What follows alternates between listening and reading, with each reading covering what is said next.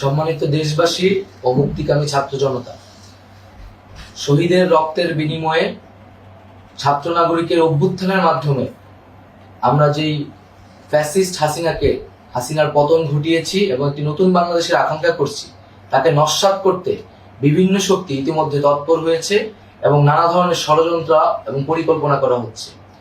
আমরা মুক্তিকামী ছাত্র জনতার পক্ষ থেকে স্পষ্টভাবে বলতে চাচ্ছি যে এই বাংলাদেশকে ফ্যাসিবাদী রেজিম থেকে মুক্ত করার জন্য এবং একটি নতুন বাংলাদেশ, জনগণের বাংলাদেশ প্রতিষ্ঠার জন্য সকল ধরনের ষড়যন্ত্রকে নস্যাৎ করার জন্য, প্রতিহত করার জন্য বাংলাদেশের ছাত্র জনতা কিন্তু সদা প্রস্তুত রয়েছে।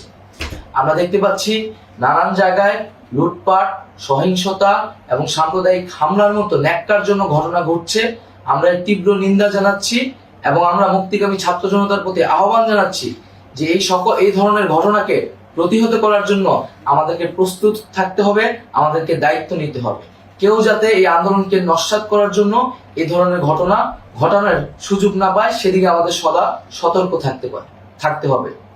আমরা আরো দেখতে পাচ্ছি যে রাষ্ট্রপতি গতকাল বলেছিলেন যে অনতিবিলম্বে তিনি জাতীয় সংসদ বিলুপ্ত করবেন, কিন্তু আমরা এখনো দেখছি যে একটি অভ্যুত্থানের পরেও এই ফ্যাসিস্ট হাসিনার জাতীয় সংসদ রয়ে গেছে।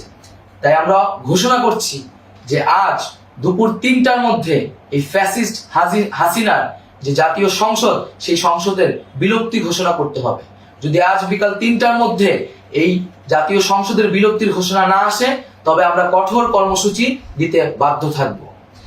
এছাড়া বন্ধুগণ, সবার জন্য আমরা জানাচ্ছি যে আমাদের যে অন্তর্বর্তীকালীন সরকারের কথা আমরা বলেছি, সেই সরকারের প্রধান উপদেষ্টার নাম আমরা ইতিমধ্যে ঘোষণা করেছি এবং এই সরকারের অন্যান্য উপদেষ্টা সহ সামগ্রিক রূপরেখা আমাদের প্রস্তুত রয়েছে। আমরা খুব শীঘ্রই সেই রূপরেখাটি জাতির সামনে উপস্থাপন করব। আমরা বাংলাদেশে স্থিতিশীলতা চাচ্ছি, সমাজে ন্যায় বিচার চাচ্ছি, সেজন্য কার্যকর পদক্ষেপ নিতে হবে এবং তার প্রথম পদক্ষেপটি হতে হবে এই জাতীয় সংসদ ভেঙে দেওয়া। এবং সবার প্রতি আহ্বান থাকবে, আপনারা শান্তিপূর্ণভাবে অবস্থান রাখুন, শান্তিপূর্ণভাবে এবং অহিংসভাবে এবং সকল পরিকল্পনাকে, ষড়যন্ত্রকে নস্যাৎ করার জন্য সদা সতর্ক থাকুন।